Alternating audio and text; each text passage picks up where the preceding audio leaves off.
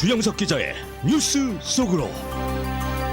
뉴스 속으로는 예방과 치료의학도 최고, 리퍼도 최고, 시니어 어르신들에게 서울 메디칼 그룹이 최고, 서울 메디칼 그룹 제공입니다. 어제 북한 미사일 발사가 또 이루어지면서 북한에 대한 관심이 높아지고 있는데, 북한의 김정은이 절대적인 파워를 가진 독재자가 아니라 북한이라는 하나의 거대한 시스템의 부품에 불과하다라는 분석이 나왔습니다.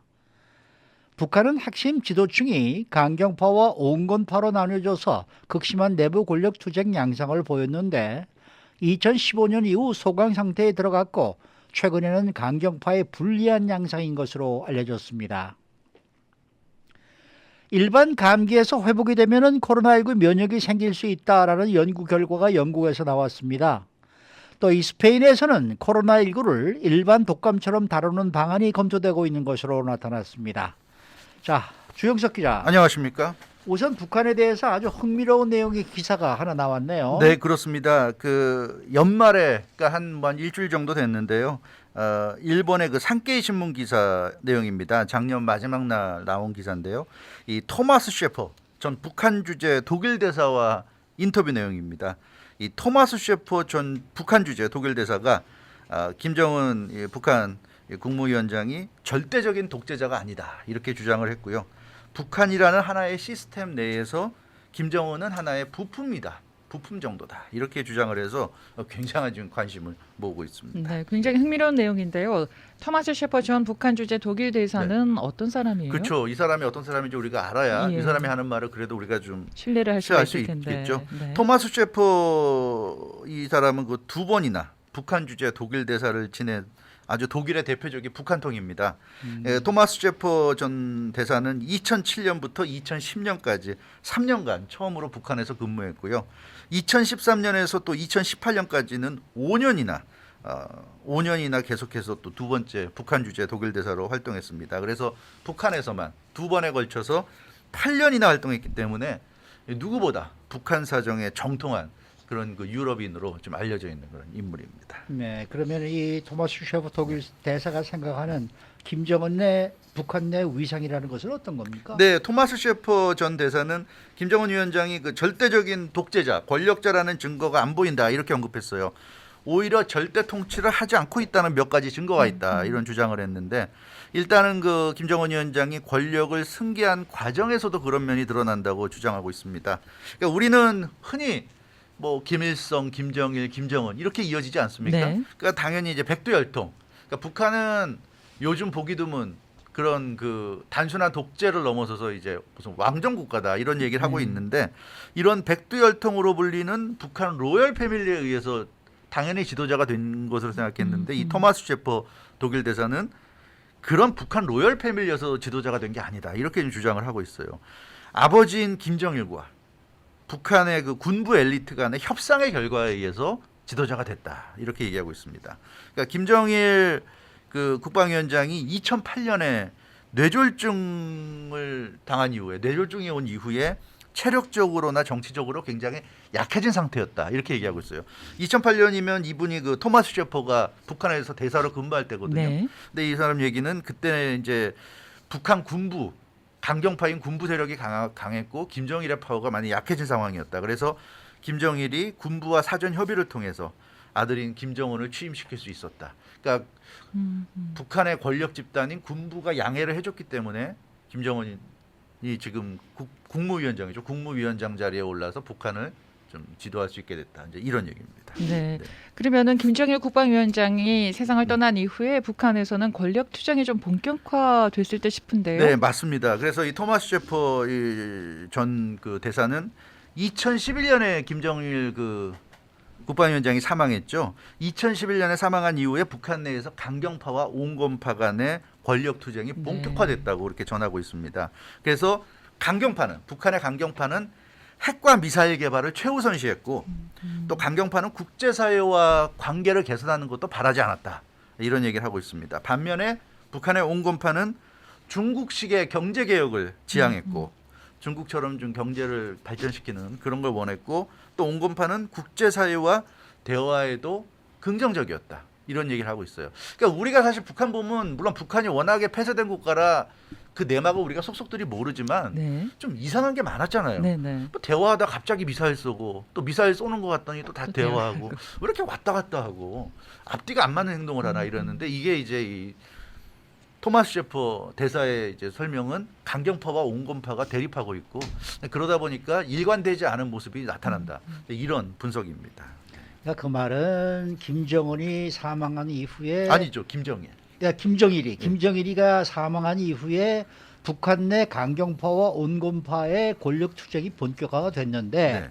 그 이후에 이제 지도자 위치에 오른 김정은이 이 혼란을 제대로 수습하지 못했다. 뭐 이런 얘기가 되는 예, 거예요. 그런 얘기입니다. 그래서 아주 흥미로운데요. 이 2011년에 아버지인 김정일 국방위원장이 사망한 이후에 북한 집권층의 권력 투쟁이 대단했다고 이 토마스 셰퍼 전 대사는 주장하고 있습니다.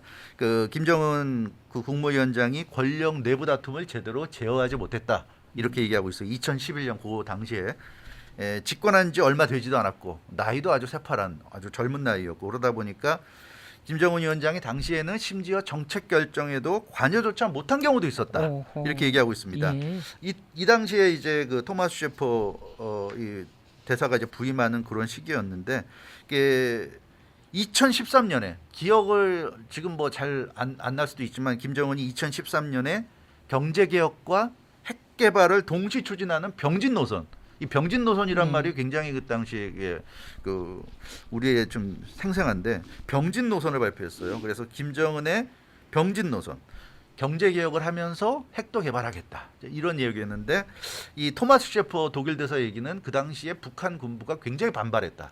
이 김정은 위원장이 병진 노선을 추진한다 그러니까 이 그렇군요. 북한 군부의 강경파들이 아주 강하게 반발했다. 이렇게 얘기했습니다. 그 결과 병진 노선을 내걸었지만 병진 노선이 성과를 내지 못하고 실제로는 인민의 생활을 희생하고 군사를 우선하는 노선으로 회귀했고 이거는 결국 김정은 위원장이 집권한 지 얼마 안 돼서 힘이 약했기 때문에 북한 군부 강경파들에게 결국 밀렸다는 거죠. 예, 그렇게 지금 해석을 하고 있습니다. 그래서 토마스 셰퍼 전 대사는 김정은이 북한 군부 강경파들의 뜻을 거스를 수 없었다. 그래서 그 당시에 상징적인 사건이 뭐냐면 개성공단 폐쇄입니다. 아하, 그 네. 당시가 이제 개성공단이 이제 폐쇄된 한국은 그때 박근혜 대통령 시절이었죠. 예. 개성공단이 이제 그 폐쇄가 됐는데 그것도 바로 이렇게 북한 권력 내부의 다툼, 특히 강경파가 그 당시에 목소리를 내면서 이런 상황이 벌어졌다. 개성공단이 2013년 4월에 전격 폐쇄되는 결정이 있었는데 이것도 역시 이런 강경파와 온건파의 다툼의 산물이었다. 이렇게 보고 있습니다. 네. 그래서 이 토마스 셰퍼 독일 대사가 북한 내부 권력 투쟁에 대해서 또 책까지 냈네요. 예, 그렇습니다. 토마스 셰퍼 대사가 그 저서 김정일부터 김정은까지 강경파는 어떻게 세력을 키웠나라는 제목의 책을 냈습니다. 근데 이 쌍케이 신문은 이 저서에도 지금 얘기한 이런 내용들이 들어있다. 이렇게 좀 보도를 하고 있는데요. 그 토마스 셰퍼 대사 지금 얘기 보면 재미난 게 그 외 북한 국영 미디어에서 김정은의 그 살이 찐 모습이 강조된 네. 점을 지적을 했어요.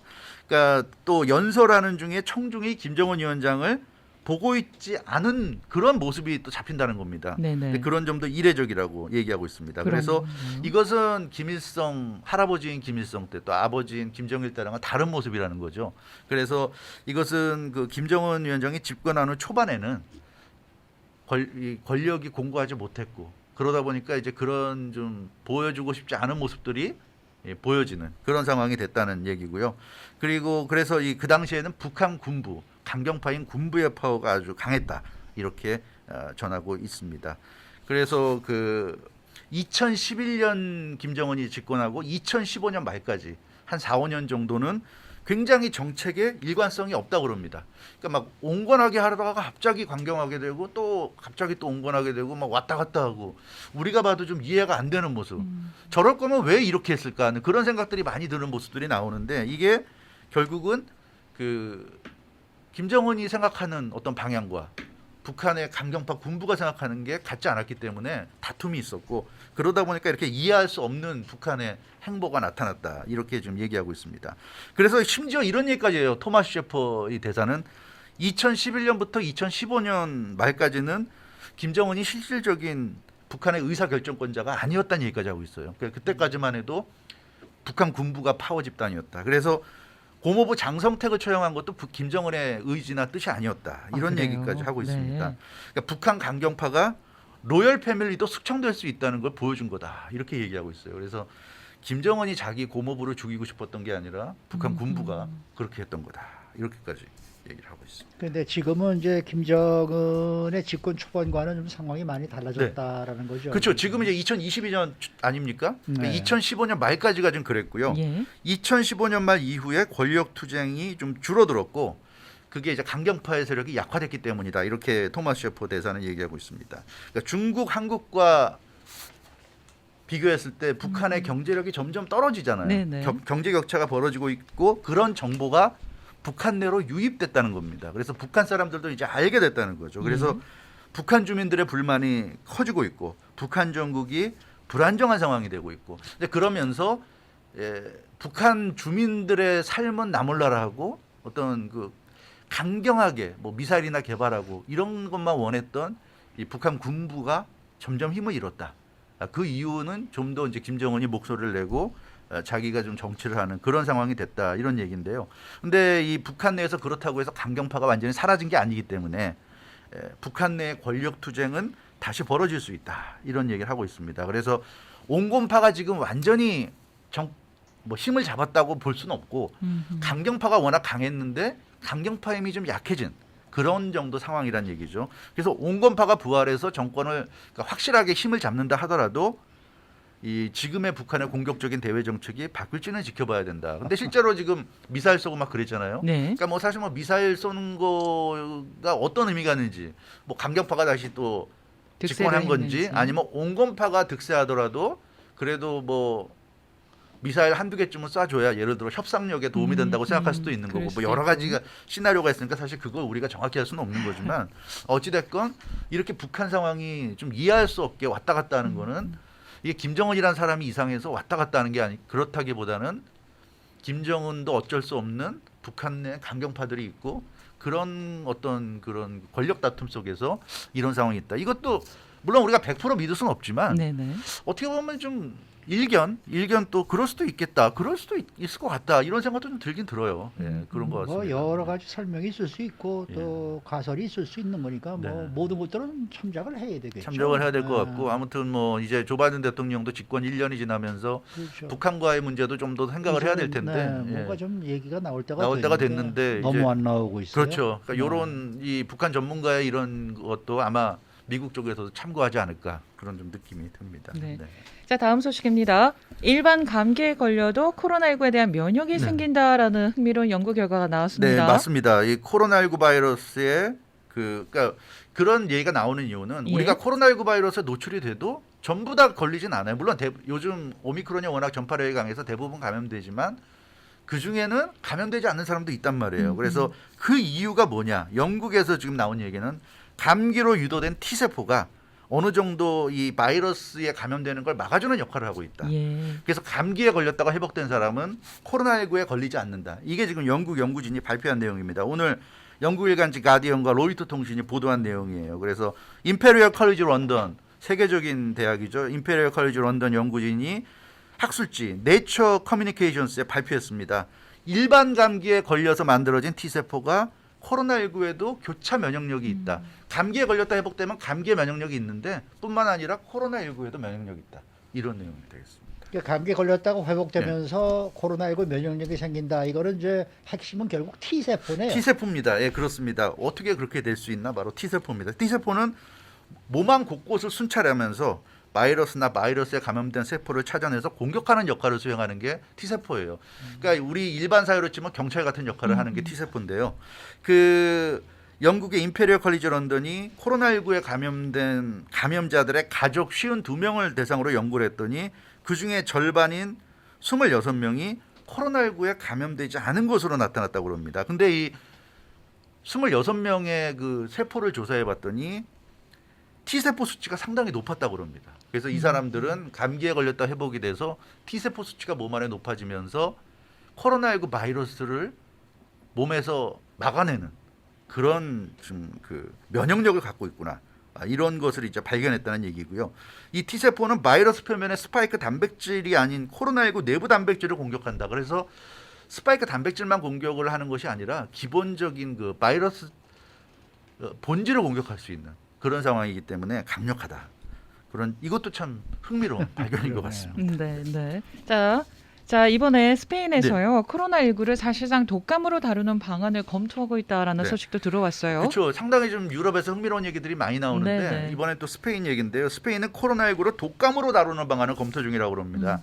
그러니까 코로나19를 더 이상 팬데믹이 아니라 엔데믹, 엔데믹. 예, 풍토병으로 다룬다는 건데요.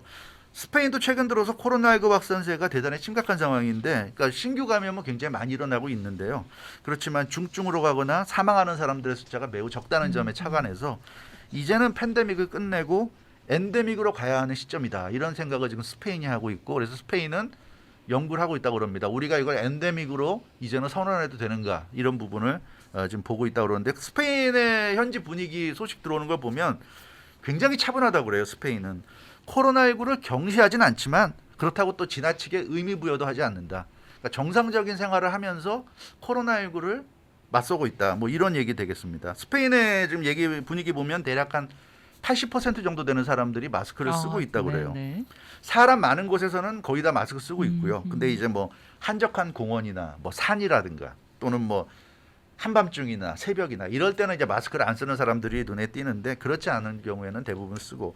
그러니까 어떻게 보면 그냥 상식적으로 살아가는 모습이라는 거죠, 스페인이.